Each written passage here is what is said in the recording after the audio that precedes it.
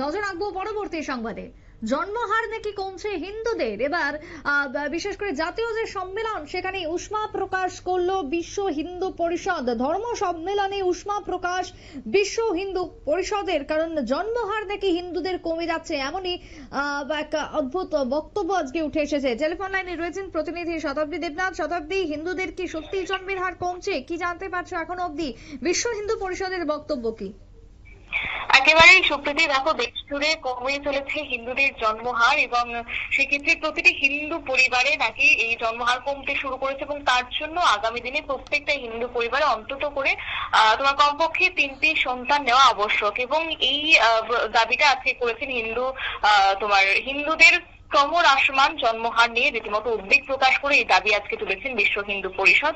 এবং শনিবার প্রয়াগরাজে একটি বিরাট সংত সম্মেলন আয়োজন করা হয়েছে এবং সেই সম্মেলনে বক্তব্য রাখতে গিয়ে বিশ্ব হিন্দু পরিষদের কেন্দ্রীয় সাধারণ সম্পাদক বজরং লাল বাংরা তিনি জানিয়েছেন যে হিন্দুদের জন্মহার কমতে থাকায় দেশে জনসংখ্যার ভারসাম্যহীনতা তৈরি হচ্ছে। আর হিন্দু সমাজের শ্রদ্ধেয় সাধুরা প্রতিটি হিন্দু পরিবারে কমপক্ষে 3টি সন্তানের জন্ম নেওয়ার আহ্বান তিনি রেখেছেন এবং ভারতীয় সেইটা দরকার এবং সেই সঙ্গে ভারতীয় বাংলাদেশের মতো হিন্দুদের পরিস্থিতি তৈরি করতে হুমকি রীতিমতো তিনি দিয়েছেন এবং দেশের হিন্দুদের এই বিষয়ে সজাগ থাকা দরকার আর গভীরভাবে সেই বিষয়টা নিয়ে চিন্তা করা উচিত। কেন্দ্রীয় সরকার ওয়াকফ বোর্ডের স্বৈরাচারী এবং সীমাহীন অধিকার সীমিত করার জন্য একটি আইন সংস্কার আনছে বলে কার্যত সেই দাবিটাও তিনি করেছেন। এবং একই সঙ্গে বজরং লালের তিনি যেটা কোটানপুর বক্তব্য রেখেছেন, তিনি বলছেন যে ভারতে জন্মহার কমে যাচ্ছে আর যার সব থেকে পেছনে রয়েছে হিন্দুরা, কেননা হিন্দুদের জন্মহার কমে যাচ্ছে যার ফলে হিন্দু জনসংখ্যা সংকুচিত হচ্ছে।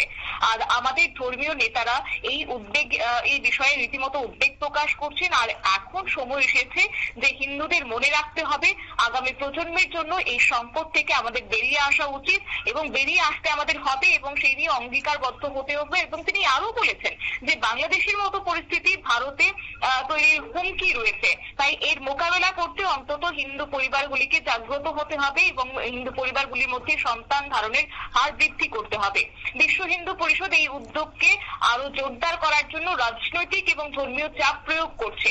বজরং দল বারংবার তাদের ভাষ্য অনুযায়ী তারা যেটা বলছেন যে কেন্দ্রীয় সরকার এবং একাধিক সংস্কারমূলক আইন আনছে যাতে করে আগামী দিনে হিন্দুদের অধিকার সুরক্ষিত করা যায়। আর হিন্দুদের অধিকার সুরক্ষিত করতে গেলে আমাদের জন্মহার বাড়াতে হবে। আর এই সম্মেলনে হিন্দুদের মধ্যে ধর্মীয় অঙ্গীকার এবং জনসংখ্যার সুরক্ষার পাশাপাশি সনাতন ধর্মের মূল্যবোধের প্রতি রীতিমতো তারা সমর্থন জানাচ্ছেন এবং গোটা বিষয় নিয়ে আজকে বজরং লাল তিনি বক্তব্য রেখেছেন এবং সেই প্রয়াগরাজের যে সম্মেলনের আয়োজন করা হয়েছে সেই সম্মেলন থেকে আজকে ওনার এই বক্তব্য উঠে এসেছে।